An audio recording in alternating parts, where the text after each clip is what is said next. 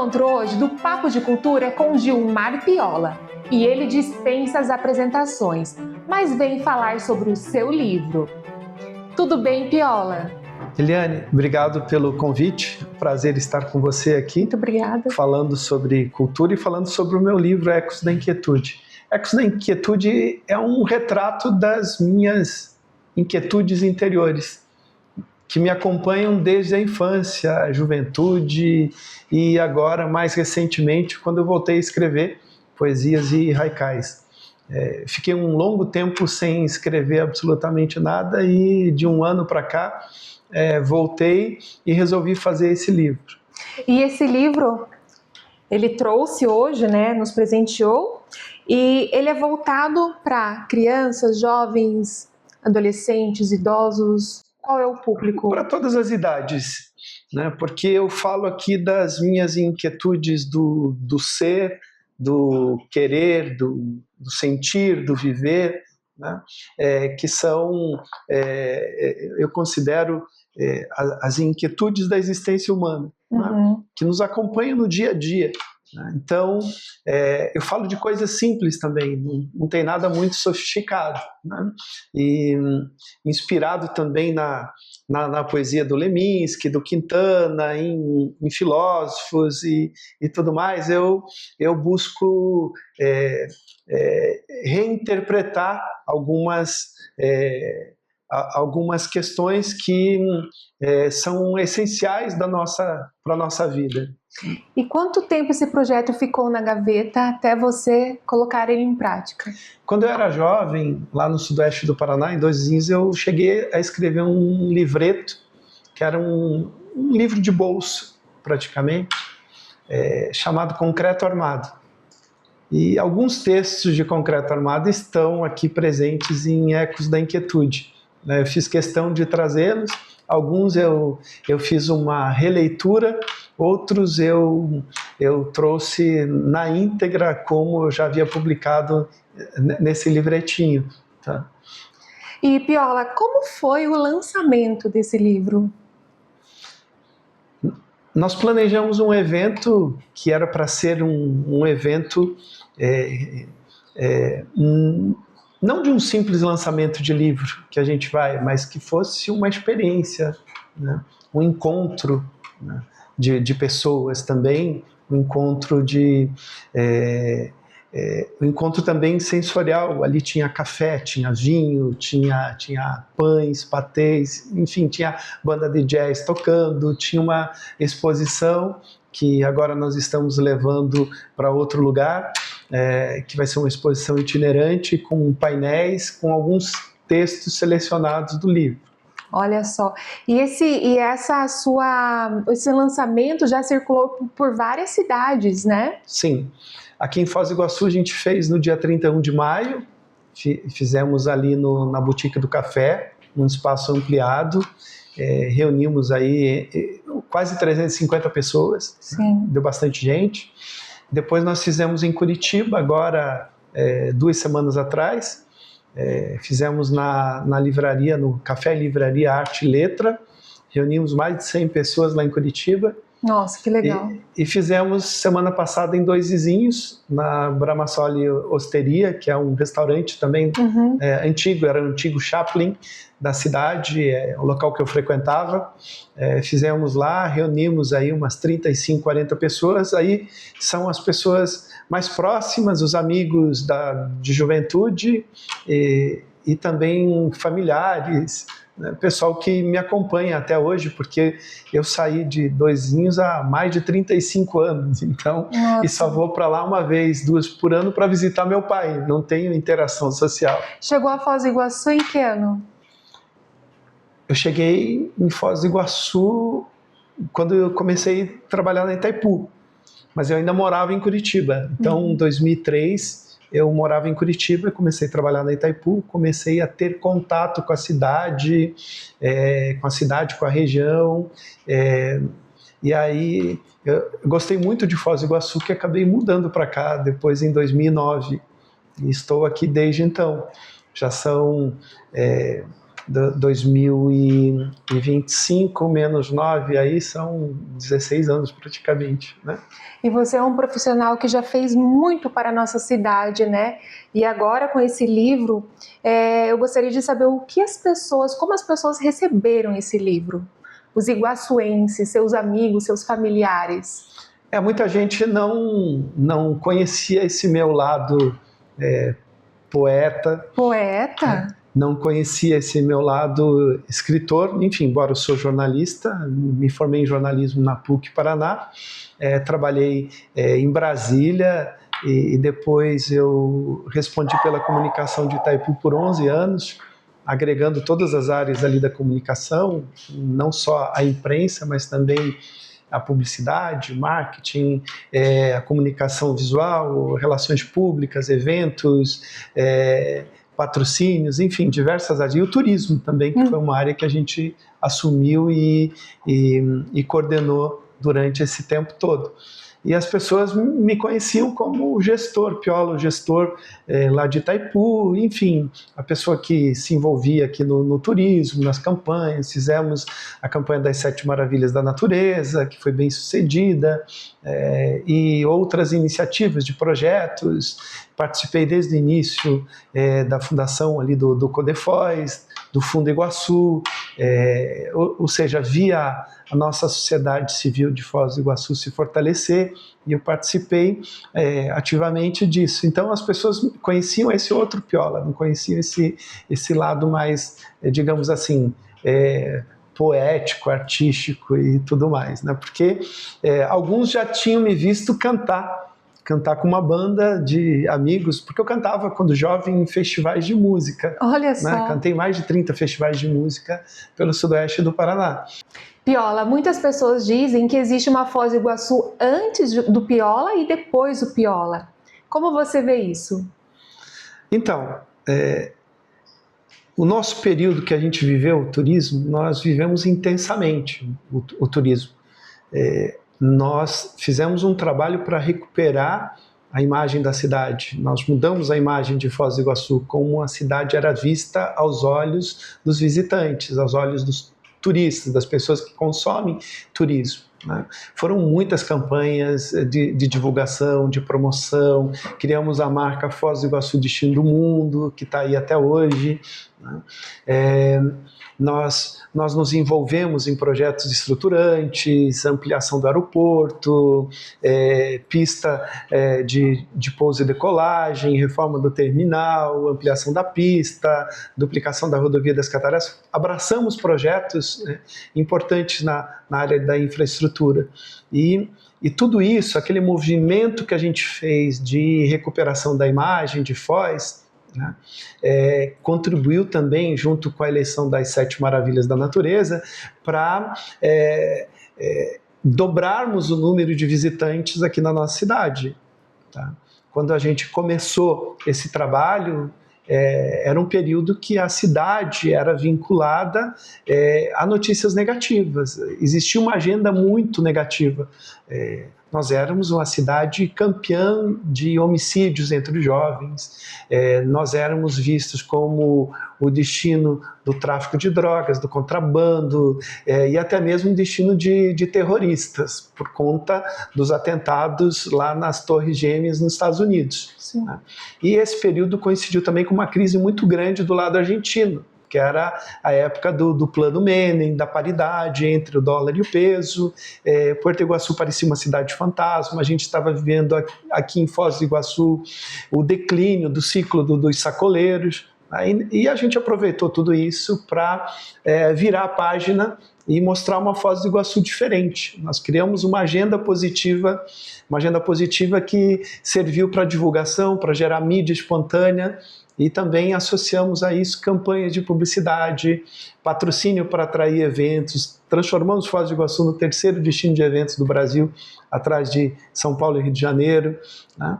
E após as eleições das 7 Maravilhas, que nós elegemos as Cataratas, nós conseguimos um período de muito crescimento no turismo, né? Tanto que os números que nós alcançamos em 2018 e 2019 tanto de passageiros no aeroporto quanto de visitantes às cataratas que entraram no portão do Parque Nacional do Iguaçu, do lado brasileiro, do lado argentino.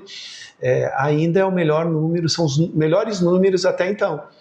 Ainda não foram superados, para você ter uma ideia. Então, acho que o pessoal dessa época tem saudade desse período, porque foi um período de muito crescimento, de muita expansão na rede hoteleira, né? Eu lembro que quando nós começamos esse trabalho, os hoteleiros estavam quase falidos, né? Eles não conseguiam capital de giro para investir, para modernizar seus equipamentos, né? E hoje nós vemos uma expansão muito grande, não só na rede hoteleira, mas também nos atrativos turísticos. Nós captamos muito investimentos em novos atrativos para Foz do Iguaçu. Tá? Nós vimos também a nossa gastronomia melhorar, né? Fizemos um trabalho aqui juntamente com o Sindhotéis, naquele centro de capacitação do Sindhotéis. Sim. Não sei se você lembra, mas que a gente trouxe a escola do Le Cordon Bleu aqui, que é a escola mais famosa hoje da gastronomia mundial. Nós trouxemos a unidade do Le Cordon Bleu Lima, porque tem a de Paris e tem a de Lima, e montamos aqui um curso juntamente com a Uniamérica, com o Rio Braga, com a Fernanda do Polo Iguaçu. Foram 3 edições aqui do curso Cozinhas do Mundo, onde formamos diversos chefes aí que hoje estão transformando a gastronomia de Foz do Iguaçu. Piola, vamos falar um pouquinho sobre cultura. Pelo que eu entendi, você tem uma grande ligação com ela, aqui em Foz do Iguaçu, né? Você já passou pelo turismo, gastronomia, agora entrando na parte cultural e lançando o seu livro mais uma vez. Eu sempre tive um carinho especial pela cultura, pelos artistas da nossa cidade. Quando a gente reformulou a política de patrocínios de Itaipu, nós apoiamos muitos projetos nessa área cultural. Então, desde shows, CDs, né, peças de teatro, apresentações, edição de livros, né, no Natal das Cataratas, quando a gente se envolveu, a gente transformou o Natal das Cataratas na maior manifestação da nossa cultura, a cultura local, porque a gente priorizava os artistas locais. Sim. Né? E eu vejo com muita alegria agora que isso vem sendo feito de uma forma ou de outra em algumas iniciativas, como do Mercado Barrageiro, por exemplo, né, de priorizar, de valorizar a cultura local. Né? O próprio mercado é um equipamento cultural, né, que ele deve ser a síntese dessa nossa cultura, dessa nossa diversidade étnica e cultural da região. Né? Então, esse vínculo é um vínculo bem carinhoso que a gente tem, porque volta e meia eu estou por aí e o pessoal me chama, me provoca para cantar, para fazer alguma apresentação junto. Né? Eu procuro sempre estar presente, apoiar as manifestações locais. Acho que a cidade agora tem condições de evoluir, né? Porque nós temos alguns anúncios, como o do Museu Pompidou. Nós temos o anúncio do Teatro de Itaipu, do novo CRV de Itaipu. Espero que o Teatro da Unila também aconteça, né, junto com as obras. Né? Eu acho que tudo isso vai dotar a cidade de condições de principalmente de estrutura, né, para receber e entrar no circuito nacional aí, tanto de peças de teatro, de shows musicais, enfim. Embora os próprios hotéis hoje já tenham esses espaços e promovam muitos eventos culturais, mas eu estou falando da cultura como um bem público, como um patrimônio público, né, ofertado pelo poder público também. Então, acho que Foz do Iguaçu, que estava muito carente, né, desses equipamentos agora, nos próximos anos, vai ter condições de recuperar um pouco o tempo perdido. Eu lembro que na nossa época a gente trouxe várias apresentações do Bolshoi para cá, no Cine Teatro Barrageiro, e nós chegamos a fazer um projeto, né, de transformação daquele espaço do Barrageiro num teatro de verdade, com caixa cênica e tudo. Olha só. E contamos até com o apoio da equipe do Guaíra e do Bolshoi na época para fazer o projeto, né? Fizemos várias apresentações lá dentro e chegou um momento que nós quase tivemos a escola do Bolshoi, do Balé Jovem Bolshoi aqui permanente na nossa cidade, porque eles estavam com dificuldades de financiamento lá em Santa Catarina e havia uma possibilidade de virem se instalar em Foz do Iguaçu, né? Eu acho que a nossa cidade, a nossa região tem muito a ganhar com esses equipamentos que estão chegando. Aí eu acho que a nossa cultura, uma das maiores riquezas que nós temos em Foz do Iguaçu, mas que é muito inexplorada, é a nossa diversidade étnica e cultural, tá? Talvez, assim, eu costumo dizer que a nossa maior riqueza, que é o nosso calcanhar de Aquiles também, porque nós não temos condições hoje de competir com cidades maiores na atração de espetáculos e tudo mais, né? E isso talvez agora a gente consiga recuperar esse tempo perdido. Piola, foram anunciados vários equipamentos culturais aqui na cidade, sendo que temos o Teatro Barracão, que está sendo comido por cupim. A pergunta é muito pertinente porque eu acho que nós temos que dar um salto de qualidade na gestão da cultura em Foz do Iguaçu, na nossa região. Eu lembro que quando fui secretário de turismo da cidade, nós fizemos um projeto de revitalização do Teatro Barracão. E, curiosamente, esse projeto nunca saiu do papel. A gente entregou, na época, ao prefeito, ao presidente da Fundação Cultural, entregamos os projetos prontos para serem licitados e os projetos não foram executados. Então, acho que nos últimos anos nós não tivemos política cultural em Foz do Iguaçu. Nós tivemos, por parte da Fundação, uma entidade que se limitou a organizar alguns eventos e alguns ainda organizados de forma precária, né? Então, você não tem essa preocupação de levar a cultura para os bairros, de transformar essa riqueza que nós temos da nossa cultura numa atração turística também para o nosso município, né? Eu espero que com esses equipamentos que vão ter tão diferente, nós teremos o Pompidou da França vindo administrar o equipamento, que aqui em Foz do Iguaçu, que é um museu de renome mundial, nós teremos Itaipu com um teatro ali junto ao novo CRV.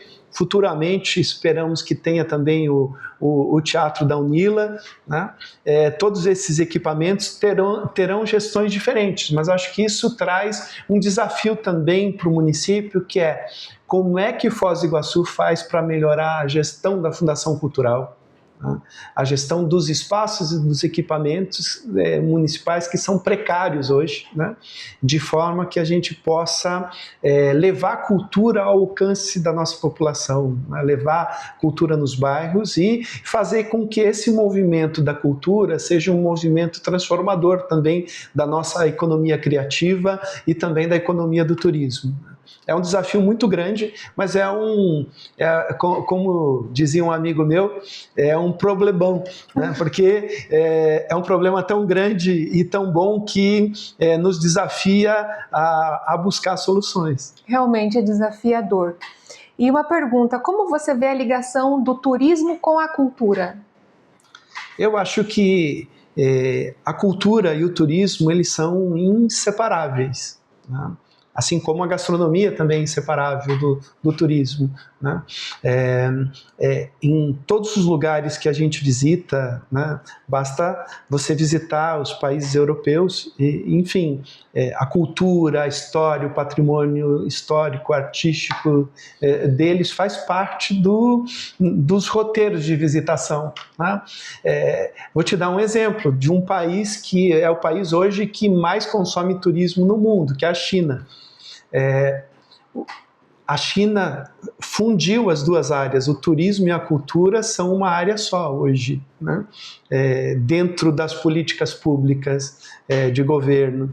Então, para você ver a importância que se dá à cultura. Então, eu vejo que aqui em Foz do Iguaçu nós temos muito a evoluir ainda para que a gente coloque a nossa cultura local, a nossa identidade trinacional, coloque isso como um atrativo turístico também, transforme isso num atrativo turístico. Eu acho que ele é um produto de grande valor se a gente souber transformar. Você é uma pessoa da área do desenvolvimento. Como que você vê a parte do artesanato? Eliane, eu acho que o artesanato ele podia ser muito melhor aproveitado aqui em Foz do Iguaçu. Não sei se você lembra do Inhandeva, Programa Trinacional de Artesanato que nós tínhamos no PTI, na Itaipu. Sim, fez parte. Então, é um programa que buscava resgatar essas nossas raízes, essa nossa identidade através da iconografia regional, né? Esse programa ele foi descontinuado, né? Muitos artesãos ficaram desamparados, né? É um programa que precisa ser resgatado, talvez de outra forma, organizando melhor os artesãos em cooperativa, para que eles possam se preocupar não só com a criação artística das peças, do artesanato que eles produzem, mas também ter uma forma de fazer a venda fluir, né? Porque na época o Inhandeva não deu muito certo, por causa, não da criatividade, né? Porque as peças eram belíssimas, né?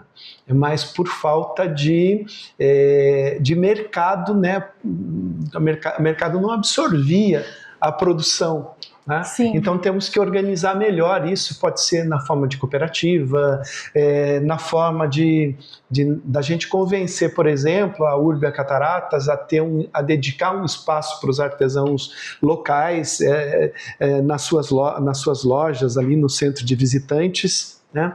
Não para os artesãos venderem, mas ela transformar, pegar essa produção e levar para dentro das suas lojas. Fazer o mesmo na Itaipu, embora a Itaipu já faça isso.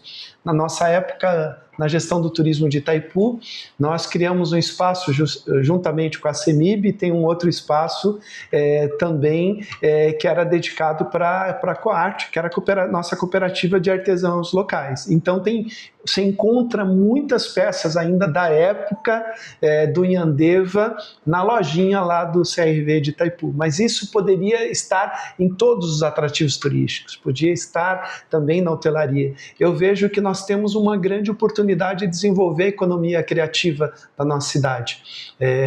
E tem algumas regiões que estão esperando intervenções desse tipo, como a Vila Portes, por exemplo, Jupira, né?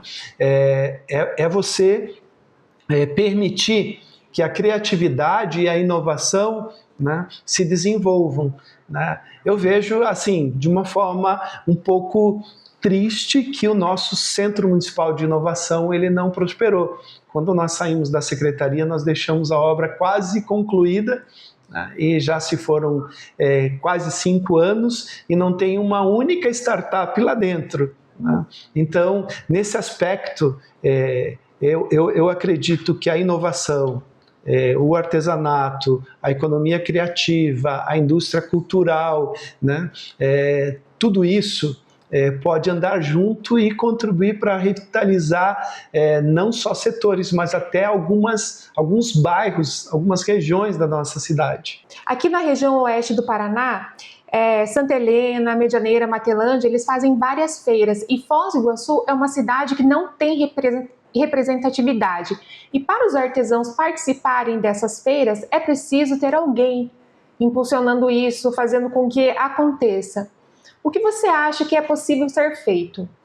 Eu acredito que espaços, por exemplo, como o Mercado Barrageiro, têm condições de, aos poucos, absorver essa produção dos artesãos, da agricultura familiar, da agricultura orgânica, essa produção das cooperativas, dos produtores de mel, dos produtores de cachaça, de café, de outras regiões do Paraná, dos produtores de laticínios ali, de queijos, né, do pessoal que produz salame, linguiça, sabe, você ter toda essa representatividade ali dentro, né? E daí não é só o aspecto cultural, é aspecto da produção local. Sobre a questão das feiras, Eliane, acho que a gente tem que buscar os bons exemplos, as boas práticas de algumas cidades hoje no Paraná que, no meu entendimento, fazem isso muito bem. Pegamos o exemplo aqui de Capanema, que é uma cidade vizinha, lindeira ao Parque Nacional do Iguaçu. Eles têm uma organização lá que é impecável dos produtores, né? Eles têm cooperativas, enfim, eles conseguem colocar o produto no mercado, eles conseguem atender e estão criando um núcleo turístico ali naquela região, estão recebendo bastante visitantes já. E pegue a organização das feiras de Curitiba, que Curitiba, nesse aspecto, dá lição para todo mundo. Piola, nos próximos dias haverá mais um lançamento, mais um evento do seu livro. Gostaria que você me falasse um pouquinho sobre ele e sobre a participação da PAI. Sim, Eliane, nós decidimos fazer uma exposição, na verdade ela já estava prevista no planejamento do livro, que são 30 totens, são 10 triedros de 3 faces cada um deles, de 2 metros de altura por 1 de largura, onde a gente selecionou alguns textos de poesias e haikais e fizemos uma exposição, é uma exposição itinerante. Ela estava, algumas pessoas perceberam, mas como tinha muita gente no dia da abertura, muitos não entenderam muito bem porque estava tudo espalhado. Então agora nós vamos reunir esses totens todos e levar para o Tropicália, para a Casa Tropicália. Vamos fazer o lançamento da exposição itinerante, depois dali vai para outros lugares ainda, porque legal. A gente fez com material resistente para poder montar e desmontar e levar para vários locais da cidade, né? Para fazer a divulgação do livro e nessa primeira exposição nós decidimos que todos os livros que vendermos, nós vamos doar integralmente o valor para a PAI Foz do Iguaçu. Então, é um gesto também de solidariedade, prestigiando uma das organizações mais importantes do nosso município. Olha só, parabéns. E você já tem expectativa, já está pensando nos próximos lançamentos? Eu tenho um planejamento de fazer 3 livros, Ecos da Inquietude é o primeiro, de poesias e haikais. Eu já estou finalizando o segundo, que vai se chamar Você é a Sua Imagem. É um livro que eu vou falar de construção de imagem pessoal, profissional, empresarial, baseado na minha experiência de vida, da minha experiência profissional, antes e durante Itaipu. Então, vou falar dessa minha experiência numa linguagem que depois vai se transformar numa plataforma de conteúdos, né, para diferentes públicos e também uma plataforma de palestras. E o último será um livro que eu só tenho nome ainda, que eu estou fazendo. Eu gostei muito, eu gosto muito daquele livro do Ítalo Calvino chamado Cidades Invisíveis.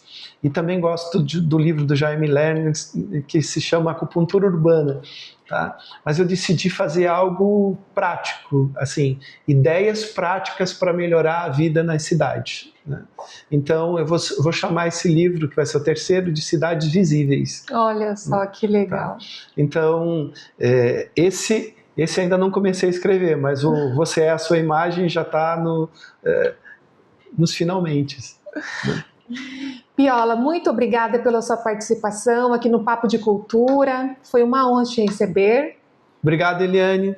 Espero que as minhas inquietudes provoquem as inquietudes de vocês, de quem está nos assistindo, porque eu entendo que a poesia só ganha vida quando encontra outras vidas, como quando ela repercute em outras pessoas. Então, boas inquietudes para você e para todos que estão nos assistindo. Piola, muito obrigada pela sua participação. E em breve, mais um Papo de Cultura.